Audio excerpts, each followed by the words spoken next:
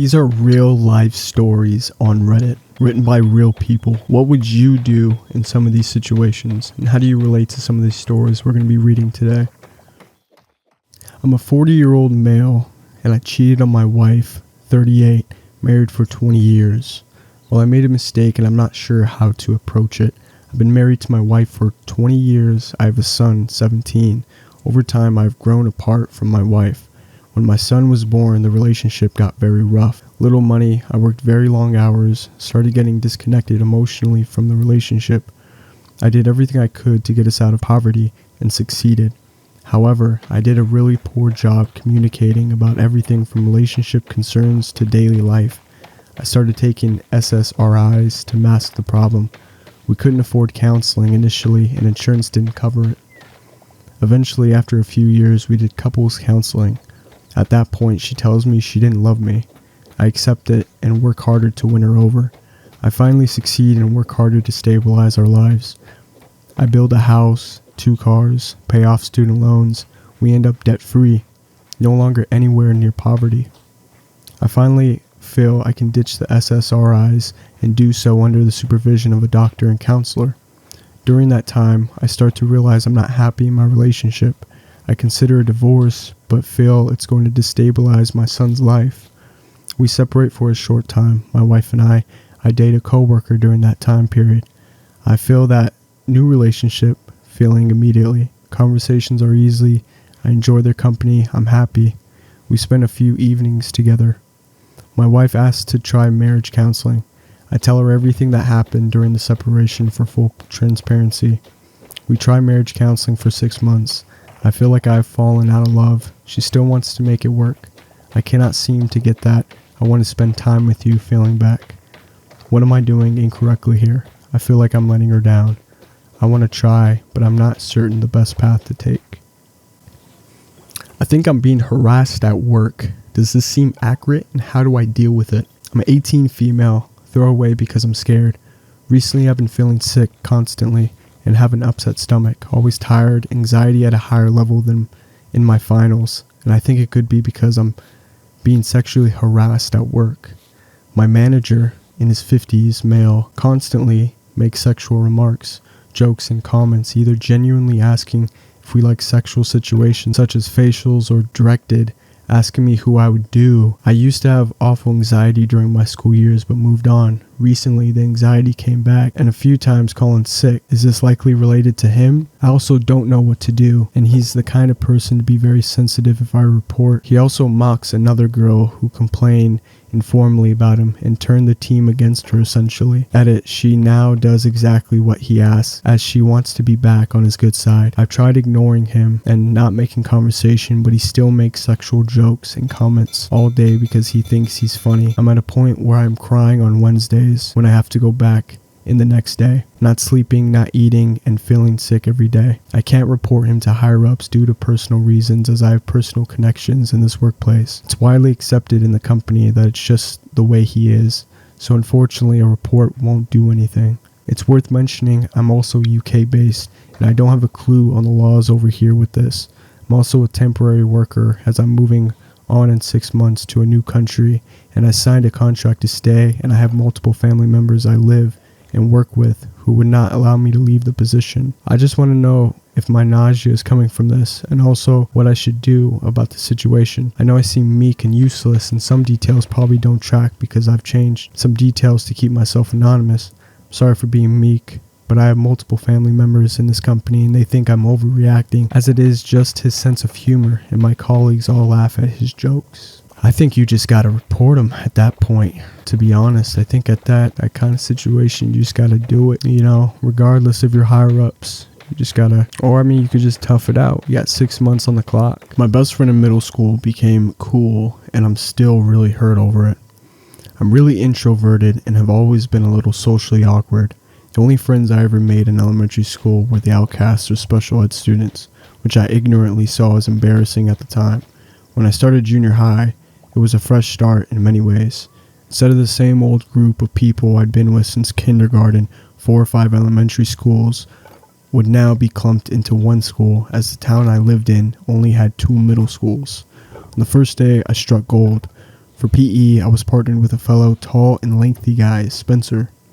We ended up connecting, and for the first time in my life, I felt like I had a normal friend who I actually bonded with. We started sitting together at lunch, and I met some of the other guys he hung out with, but Spencer always made a point to sit next to me. It was clear to both of us that we were scarily alike in the specific games we played, the type of music we listened to, our humor, etc. If we weren't at each other's houses, we'd played games online late into the night or chat about any and everything on Facebook. This was the early 2000s when it was still cool. Having a genuine friend for the first time in my life boosted my confidence. I had a massive crush on a girl named Erica, who I had attended elementary school with. She had started there during our 5th grade year, and I was infatuated, along with pretty much every straight guy, right away by her. The attraction only grew by the time we reached middle school. I knew the odds were astronomically low, but I went to bed nearly every night fantasizing, dreaming of her being mine.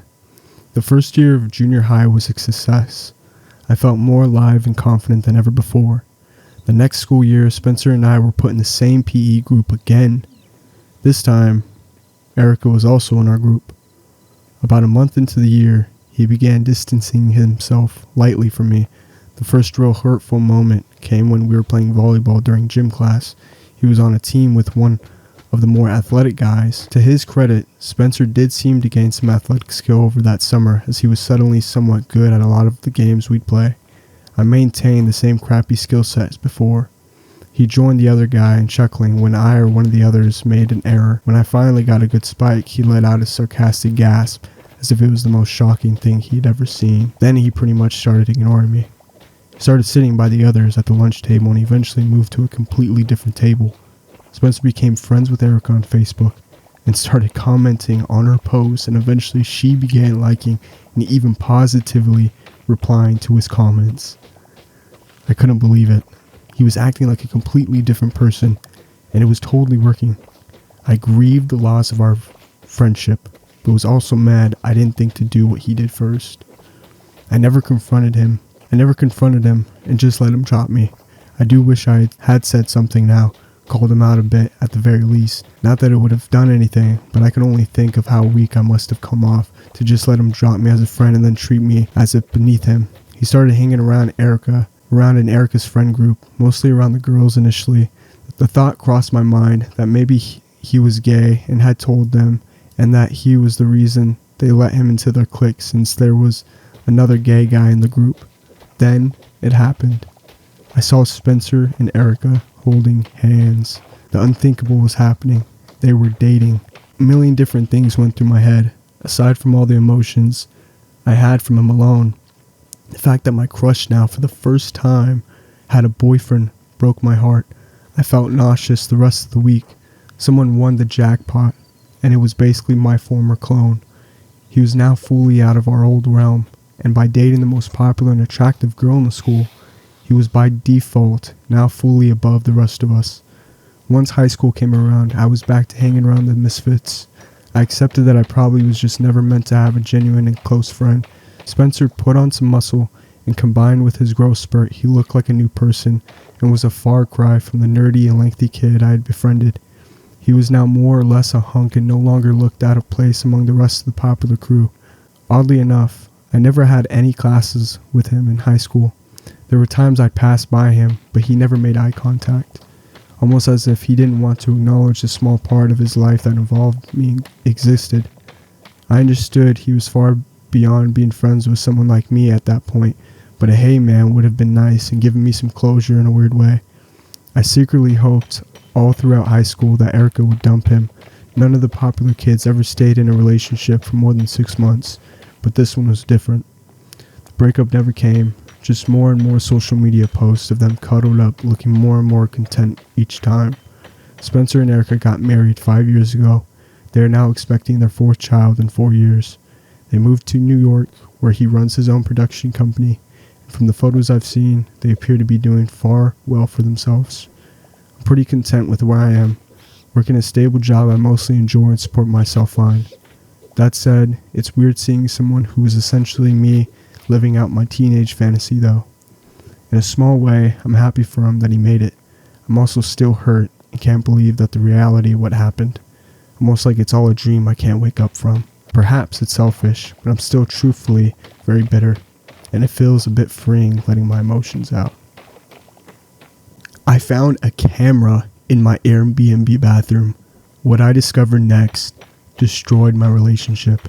My boyfriend Jake and I booked a romantic cabin Airbnb in Colorado for our 3-year anniversary. First night there, I'm bursting my teeth when I notice something weird, a tiny hole in the shower curtain rod, pointing directly at the shower. I unscrewed it. Hidden camera. I'm freaking out, hands shaking. I immediately checked the bathroom. Another one hidden in the smoke detector, aimed at the bed. Here's where it gets insane. I grabbed Jake's laptop to review the footage and see how long this has been going on, but when I plugged in the SD card, the files were already organized in folders, by name. And one folder was labeled Jake, March 2024. March, 5 months before our trip, before we even booked this place. I opened it. Videos of Jake in this exact cabin with another woman, same bed we were supposed to sleep on that night. My hands were ice cold. I kept scrolling. More folders. Jake January 2024. Jake November 2023. He had been coming here for over a year, always with someone else. Sometimes the same woman, sometimes different ones. Then I found a folder labeled Owner's Copies. Jake wasn't a victim of this creep's cameras. He was friends with the owner. There were videos of them joking together, the owner showing Jake where the cameras were, both of them laughing while reviewing footage of previous guests. They were running some kind of sick operation here. I called the police from the car, didn't even pack, just grabbed my stuff and ran. Jake came out confused, asking what was wrong. I didn't say a word, just drove. Cops raided the property that night, found over 300 videos, multiple victims. The owner and Jake are both facing federal charges now. Turns out Jake had been paying off half price for the cabin in exchange for helping install cameras and recruit other couples. I gave my testimony yesterday. I also got tested for everything because apparently I never knew who Jake really was. The worst part, his mom called me crying, begging me not to testify, saying I'm ruining his life over a mistake. I blocked everyone from his family. My lawyer says I might be called as a witness in multiple cases since I discovered the evidence. I can't sleep. Every time I close my eyes, I see that folder with his name on it. We were supposed to get engaged on that trip. The ring was in his suitcase. I found it when I was packing my things from his apartment. I flushed it down the toilet. I was diagnosed with schizophrenia and haven't told anyone. I'm a 23-year-old male. This year, after nearly 2 decades of hallucinations, I was diagnosed with schizophrenia. Probably shouldn't be terrified given I've made it this long so far with no medication or mental support, but I do. It feels like I'm finally being forced to actually confront and put into concrete what I've been dealing with my whole life. I've had hallucinations since I can remember, starting when I was about 6, give or take. I started having frequent, extremely vivid hallucinations, involving relatives dying, sea animals swimming around my bedroom, being watched with cameras in the night, fires, paranormal creatures, most of the typical things and some odd ones. I remember being so confused and terrified as a kid, especially with the sea animals. They were the most common at the time, and everyone else around me being equally confused at why I was freaking out. Growing up, I was never brought to a psychiatrist or otherwise had anyone address them since my parents didn't believe in mental health. When I was a teen, they got better for a while, less frequent, maybe 3 large hallucinations a year. Around this time, they changed into things like my face being distorted or demonized in mirrors, car crashes and screaming. One instance of a cat torn open and strewn across my kitchen, and paranormal animals. They didn't bother me much then, given they were pretty sporadic. It was around this time, though, that the paranoia also started. It feels stupid to admit, but that's when I started having thoughts that people were watching me through my windows, or that I was being hunted, or that my pets were skinwalkers who were going to kill me. I still hold a lot of these paranoia thoughts today. Well, when I was 20, it got better for a bit. 2 years with no major hallucinations. Anything lasting more than a few seconds. I still had the paranoia thoughts though, but I thought that was something everyone had, and to an extent I still do, but apparently not. 5 months ago, the hallucinations came back bad. I started having multiple a day. I still do. Nothing more than a few hours at most now, but I can't turn my back in the kitchen without someone running up behind me, and I can't look out my windows at night without something being there. 3 months ago, I mustered up the courage to see a psychiatrist after I actually told someone about this, and they told me I needed to get help while I still realized it wasn't real. Surprise, it's schizophrenia. No, really. I was shocked and wanted a second opinion, and I still do. I don't know. It just doesn't make any sense to me. When you hear schizophrenia, you think of someone completely crazy who can't function, but I function fine outside my episodes. I'm in a med school, I have a job, I successfully take care of my pets, as much as they scare me sometimes, and I've never been violent. I guess I just don't know what to think of it. I started on medication, and it's helping, I think. I finally let my cats sleep in bed with me again tonight without being scared they kill me, and I'm in regular therapy with mental health improvement plan worked out. I guess I just didn't know where else to talk about this. I don't want anyone in my personal life knowing. It's humiliating. I know I need to tell people, especially for my safety, and I regret the fact that I haven't, and that I didn't seek help sooner. But telling people feels like signing away all of my anatomy. People around me have noticed I've been off or jumpy and paranoid, but I just brush it off. Professionals are urging me to tell people. I just can't bring myself to. On the other hand, do you know how freaky it is to have 10, 20-minute phone calls or conversations with people only to be told they never happened? I really wish there was a cure. I hope you guys have enjoyed this video. If you guys want to see more like this, leave a like and subscribe. And tell me, what would you guys do in these kind of situations? What would be your way of going about it? Anyways, thank you guys so much for watching. Until next time, I'll see you guys later on. Peace out.